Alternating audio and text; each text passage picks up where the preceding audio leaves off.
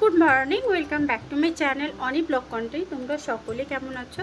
আশা করি সকলেই ভালো আছে, আমি অনেকটা ভালো আছি। তো আজকে হচ্ছে শুক্রবারের ব্লগটা শুরু করলাম সকাল থেকে, কারণ গতকাল ছিল তো স্বাধীনতা দিবস, সেই উপলক্ষে আমি ব্লগ দিয়েছিলাম। তো তারপরে আজকে আর কোনো ব্লগ করিনি, তাই আজকে আর শেয়ার করতে পারবো না, এটা শনিবার দিন পোস্ট হয়ে যাবে। তো যাই হোক, আজকে হচ্ছে শুক্রবার, আর শুক্রবারের এখন সকাল 8টা থেকে ব্লগটা শুরু করলাম। আর আমি আজকে ব্লগটা শুরু করব চা দিয়ে। তো গতকাল রুটি হয়েছিল, ওটা একটু তেলে ভেজে নিয়েছে, তো তেলে ভাজা রুটি অ্যান্ড চা খাবো। তো কার কার ভালো লাগে অবশ্যই কমেন্ট করে জানিও। তো চলো আগে চাটা খেয়ে নিই। আই হোপ আজকের ভিডিওটা ভীষণই ভালো লাগবে। তো আজকে সারাদিন কী করে না করি সবটাই শেয়ার করবো, তো সঙ্গে থেকে আর দেখতে থাকো। এই যে দেখতে পাচ্ছ ফ্রেন্ডস, গতকালের বাসি রুটি ছিল, ওটা বাঙ্কিতে একটু তেলে ভেজে নিয়েছে, তার সাথে গরম গরম দুধ চা। তো এটা খাওয়া দাওয়া করে একটুখানি বসছিলাম, হঠাৎ করে দেখছি দূর থেকে একটা ডাক আসছে।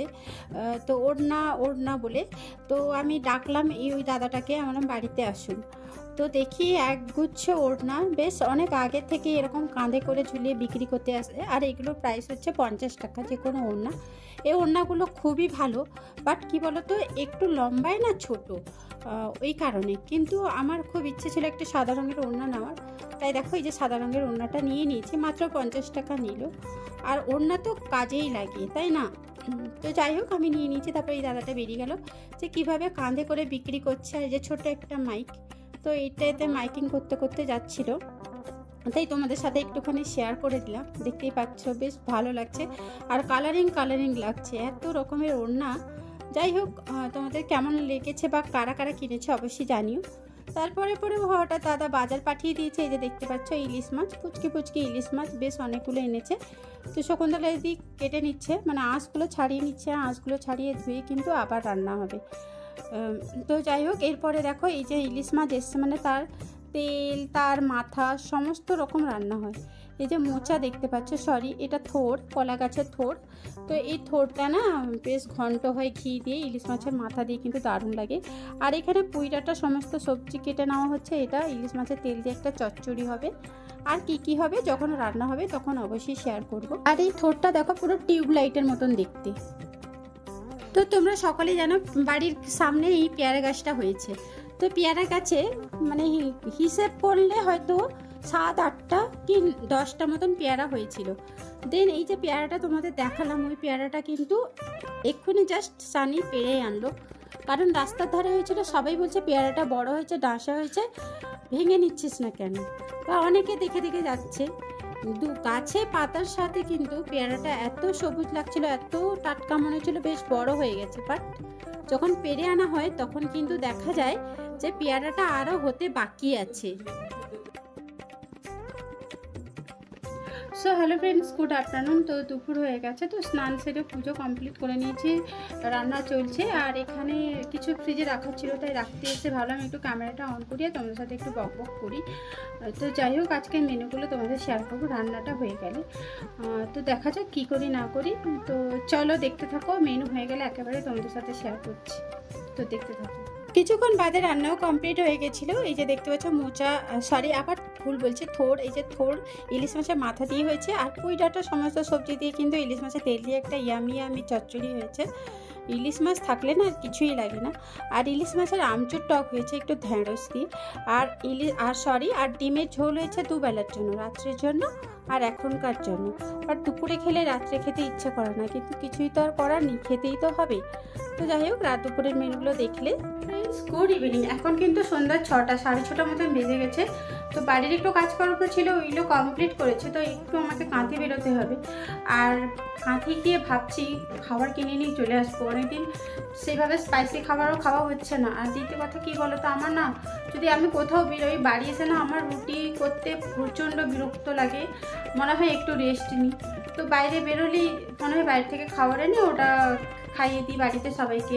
কিন্তু যদিও এটা স্বাস্থ্যকর নয়, মানে স্বাস্থ্যের খাবার নয়, তাও তো মানে এনার্জি লস হয়ে যায় বাড়ি ফিরলে।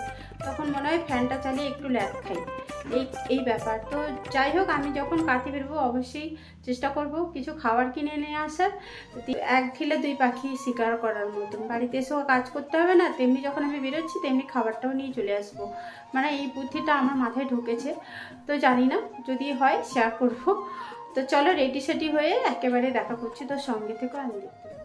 সো হ্যালো ফ্রেন্ডস, এই যে রেডি সেটি হয়েছে আমার বাড়ির সামনে রাস্তায়। এবার টোটো ধরবো, যে এই টোটোটা আসছে ওই টোটোটা ধরে কিন্তু আমি চলে যাব আমার কাজের উদ্দেশ্যে। তো অনেক কিছু কাজ আছে, তো সেই কাজগুলো কমপ্লিট করে নিব। কমপ্লিট করে নেওয়ার পরে তারপরে কি খাবার আনা যায় সেটাও অবশ্যই শেয়ার করব। তো চলো, এটা দেখতেই পাচ্ছ খুব সুন্দর লাইটিং দিয়ে কভার করা, আমার তো ভীষণই ভালো লাগছে। তো আমি এখন যাচ্ছি খড়গপুর বাইপাসের কাছে।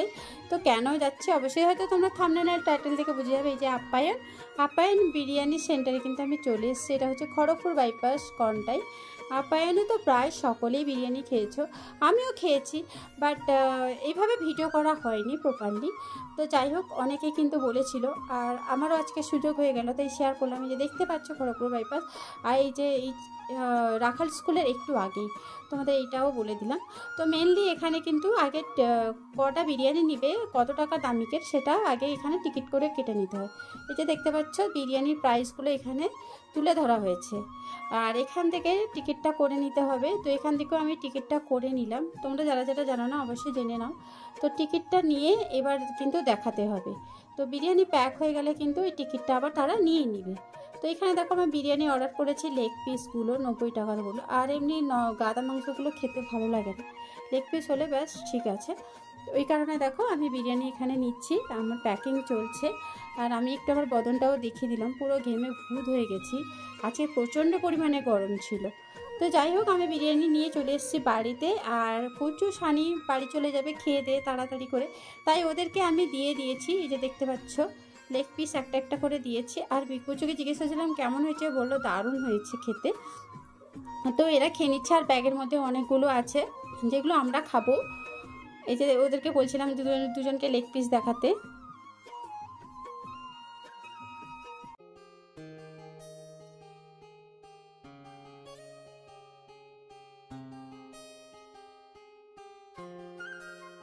তো সানিয়ার কুচু খাওয়া দাওয়া করে বাড়ি চলে গেছে। এরপর এগুলো আমাদের, রাত্রি এখন 10টা সাড়ে 10টা মতন বেজে গেছে। আমি এই যে থালার মধ্যে সার্ভ করে দিচ্ছি, আর দেখতেই পাচ্ছ। আর তার সেই দুটো তো তার দুই ভাইয়ের শেষ করে দিয়ে চলে গেছে প্লেট, আর কুচু লাস্টে একটুখানি খেতে পারেনি, থেকে গেছে। আর বিরিয়ানির সাথে কিন্তু এই যে স্যালাড দিয়েছে। So hello friends, finally biryani খেয়ে বসে পড়লাম একটু বক বক করতে, মানে ভিডিওটা এন্ড করতে হবে। আর বিরিয়ানিটা জাস্ট অসাম ছিল। আমি তো 90 টাকা প্লেটটা এনেছি, 80 টাকাটা নর্মাল, আর 90 টাকাটা তো লেগ পিস দেখলে, তারপরে তো স্পেশাল লিস্ট আছে। তো আমার তার সাথে চাপ ছিল, জাস্ট ইয়াম্মি লাগছিল খেতে। তো কারা কারা আপ্যায়নে খেয়েছে অবশ্যই কমেন্ট করে জানিও। আমি অনেকবার খেয়েছি, বাট সেইভাবে ভিডিও করা হয়নি, তো আজকে আমি জানিয়েও দিলাম। আর 90 টাকার বা 80 টাকার অনেক লো প্রাইসের মধ্যে কিন্তু ভালো কোয়ান্টিটি এবং ভীষণ টেস্টি একটা বিরিয়ানি পেলাম, যার জন্য ভাবলাম একটুখানি শেয়ার করে দিই। তো চলো, কারা কারা খেয়েছো সেটা তো কমেন্ট করে জানিও। আর হ্যাঁ, আজকের ভিডিওটা তোমাদের কেমন লাগলো অবশ্যই কমেন্ট করে জানিও। যেটা মেন কথা সেটা হচ্ছে, দেখো রান্নার ফাঁকি দিয়ে বা কাজের ফাঁকি দিয়েও কিন্তু খাওয়া যায়, সেটা হচ্ছে বাইরের থেকে হয়তো টাকা খরচ হচ্ছে। টাকা খরচ না করলেও কোথায় রাখবে, ব্যাংকে রেখেও কোনো লাভ নেই। আমার মনে হয় রোজগার করছে, ভালো মন্দ খাও দাও, ব্যাস এটাই।